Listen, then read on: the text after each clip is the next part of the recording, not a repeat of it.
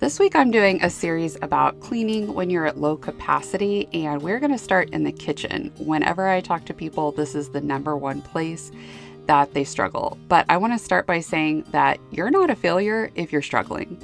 90% of people have a difficult time keeping up with their homes. The other 10% have lots of help, clean compulsively because they find it validating in some way, or they have the rare trait of enjoying cleaning with the mental and physical health to be consistent. If you think that you'll be a together person once you can get on top of your home, I'm here to tell you that mentality is a waste of time. Keeping your space perfect is unattainable for most people. Yet we know that having things in chaos tends to stress us out. So let's just aim to have a comfortable space. To do that, you need systems that work for your life. So let's get to the topic at hand. When I'm at low capacity, I tend to second guess myself about everything. Take the kitchen problem. I would dread doing the dishes every night and argue with myself about it when I was at that level of exhaustion. This was a regular occurrence. I would feel so bad, but not really be willing to take shortcuts to help myself because I would just argue about the best practices and things like that. But when you're in a flare, or you're in a depressive state, or you're just barely holding it together, life is absolutely overwhelming, it is okay to give yourself permission to think about things that make whatever task it is easier.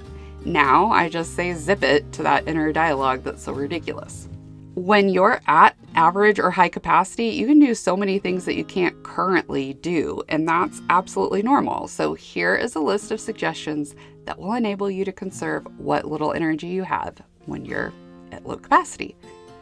Number 1, know your energy. I don't have energy in the morning or the evening, but I like to wash dishes at night when the kids are in bed. This way I can put Netflix on while I work and pretend I'm having fun.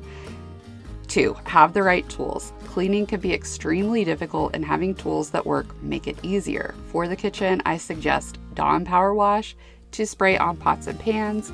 Spray it on and let it do its thing while you work on other parts of the kitchen. It'll soften up all the crusted food and save you time.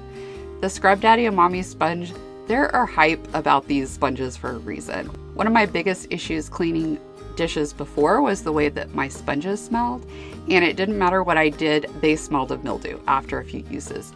Scrub Daddies don't. They dry super fast. They are just awesome. I pop them in the dishwasher to sanitize them when I'm ready to run it. You're good to go. Lysol wipes are great. I usually do a rag and a disinfectant spray to clean the counters, but every minute counts when you're at low capacity, so you can absolutely use these to wipe off the counters and toss. Elbow length gloves are another must for me. I don't like the feeling of food or having water on my hands or like running down my arms. Number 3, use disposable stuff. It won't be forever. If your space feels like a disaster, it will slow down your progress. If you're like me, you can use disposable plates. The plastic tend to be stronger, but paper plates break down better environmentally. You can do disposable cutlery. If something is going to be cooked that you know is hard to clean, like lasagna, you can use an aluminum pan that can be tossed. Number 4, ceramic pans. I'll have a few linked in my suggested supplies that I'll have in the description box, but I bought a ceramic pot or pan every time I visited Home Goods until I had what I needed, along with silicone cooking utensils that I also got there. These are extremely easy to clean, and they save me a ton of time, and I don't have to throw out aluminum pans. Number 5, Ziploc bags. You can put leftovers in Ziploc bags, which can be tossed after use. Number 6, stool. Have a stool to sit down on while you're washing dishes. It can be extremely helpful. Number 7, have a cleaning order. I clean by categories because I have ADHD and easily get off track. When I come into the kitchen, this is the order in which I want to clean. Number 1, I turn on a comfort show. This is something that will entertain me, but it's also not new, so I'm not getting distracted. Number 2, I put away anything that's on my drying rack. 3, I put the food away. I stack all the pots and pans by the sink. 4, I gather all the trash and toss. 5, I gather the recycling and put it in the bin.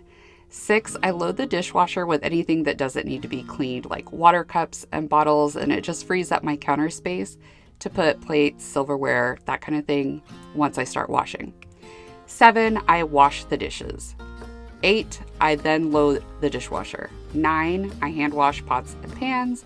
And 10, I wipe down the counters. These are my best tips. Nothing makes cleaning the kitchen fun or easy, but doing these things definitely maximizes my time and conserves energy, and I hope that this helps you.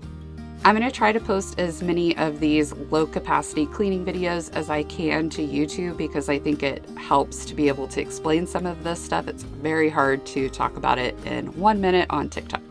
I will see you next time.